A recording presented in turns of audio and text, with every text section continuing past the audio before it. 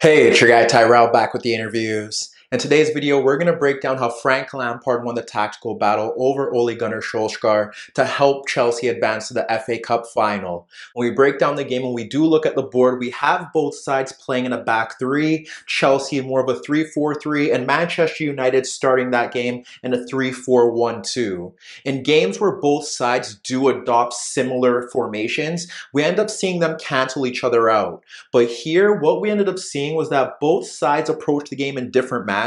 And when we tactically break it down, we're able to see why Chelsea were able to win this game. So first, we'll look at how Chelsea pressed from the front. The reason why Chelsea's pressing was so significant here was based off the fact that United are so used to building out of the back from deeper positions. And as we saw in previous weeks, specifically Southampton, if you're able to push on them and press them consistently as a unit, then you're able to force them into mistakes and limit their attacking threat. And what we ended up seeing was that they had the front three closing Manchester United's back three. We ended up seeing the wing backs pushing high on Williams and Wan-Bissaka. And then what you ended up seeing was that it should be Kovacic and Jorginho stepping out into the path of Matic and Fred. But that leaves Bruno Fernandes free in that midfield zone if you have 3v2 up front. So what you ended up seeing from Chelsea was that they did have various manners in which they looked to press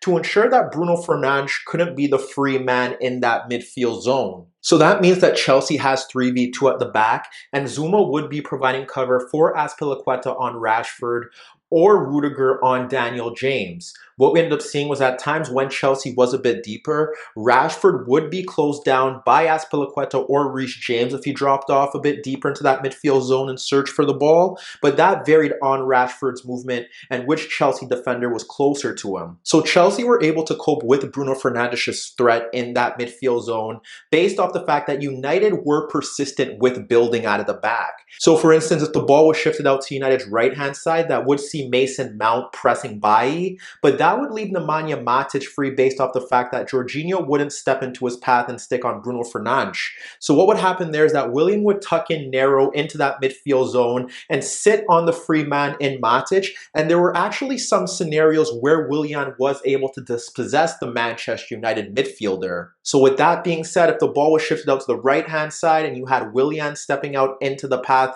of Lindelof and you had Reece James pushing forward to close down Williams, then that would leave Fred free in that midfield zone. And that's when you would see Mason Mount dropping off deeper or shifting across to ensure that there were no free Manchester United midfielders and that Jorginho or Kovacic, regardless of which Chelsea midfielder was deeper, would be able to occupy Bruno Fernandes and limit his impact in that midfield zone or between the lines. Ultimately, the issue that United encountered here was that they lacked variety in their overall attacking play. So when we assess how Manchester United were looking to approach this game offensively, we've seen this setup from Solskjaer this season in the bigger games where they look to man mark across the pitch and then they heavily rely on that front three. He has two pacey attacking players looking to break into space in between the center backs and the fullbacks, and then a player in behind them looking to receive the ball in pockets of space to release those front two speedsters into those gaps. And frankly, when you look to some of United's most promising moments in that first half,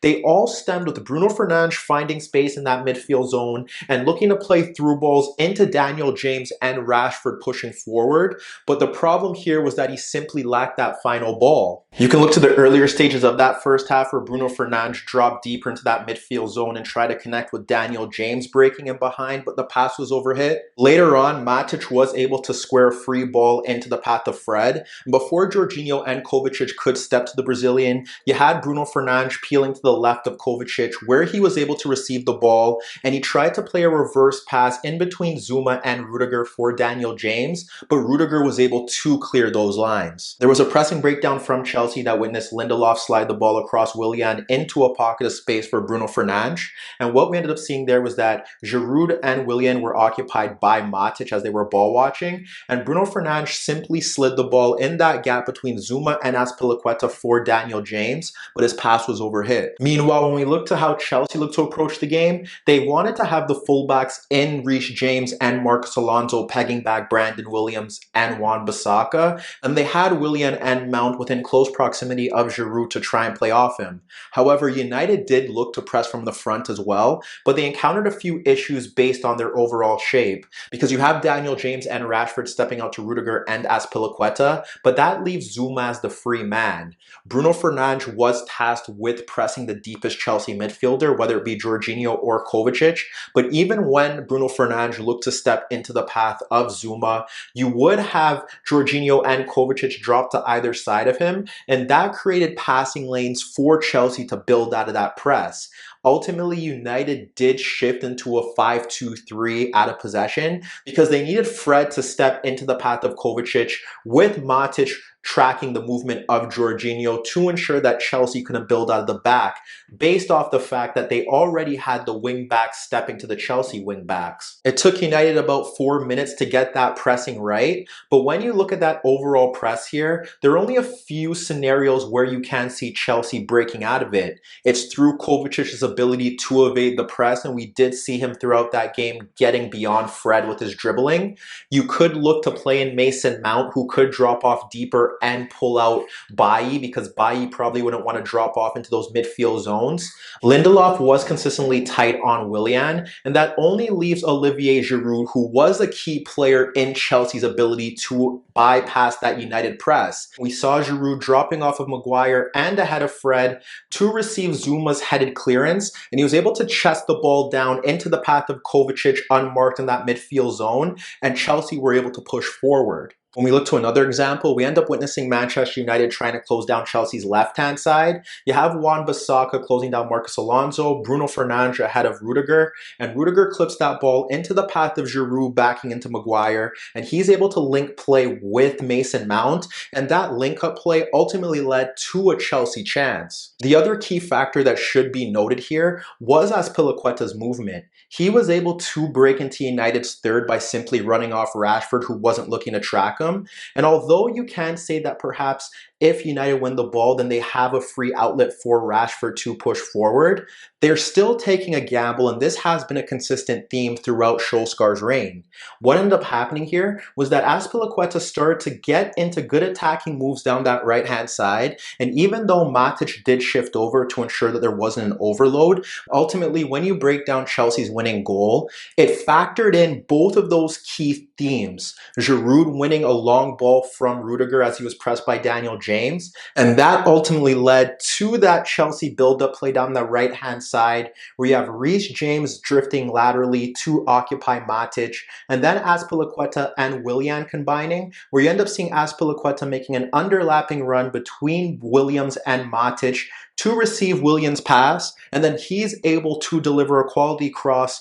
for Olivier Giroud, who was already goal side of Lindelof, to put Chelsea ahead. Martial ended up entering the game to shift United into a 4-2-3-1 at the start of that second half, but what you ended up seeing was that Chelsea were able to double their lead within that opening minute, and once again it stemmed through their pressure. And on top of that, Chelsea were relying on Kovacic's ability to dribble past opponents to evade United's press. He was able to dribble by Matic, Bruno Fernandes, Williams, and Fred to get into good positions, but he simply lacked that final pass to release his teammates, whereas Solskjaer's men encountered the same issues in the second half despite the system change. You had Martial being marked out of the game by Zouma, Bruno Fernandes was dropping off a bit deeper to get on the ball, and we ended up seeing Fred dropping off into his midfield zone, but Mason Mount would step into his path to close down that option. That ultimately led to Solskjaer turning to Greenwood and Paul Pogba, but even when those two players came into the game, Chelsea dropped off a bit deeper into a narrow 5-4-1 and were able to compress that space in those midfield zones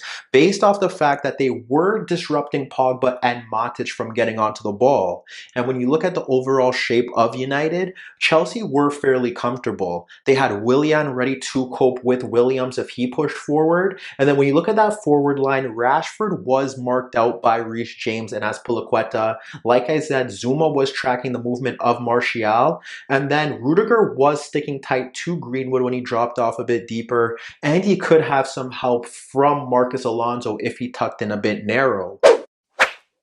Hi everybody, thanks for watching, and subscribe here for your latest tactical analysis and daily commentary on the InnerViews show. And if that wasn't enough, don't forget you could find more organic, unfiltered soccer/football analysis on the InnerViews podcast, the best soccer/football podcast in the world, available on iTunes, Spotify, iHeartRadio, Spreaker, and any Android apps on your Android devices.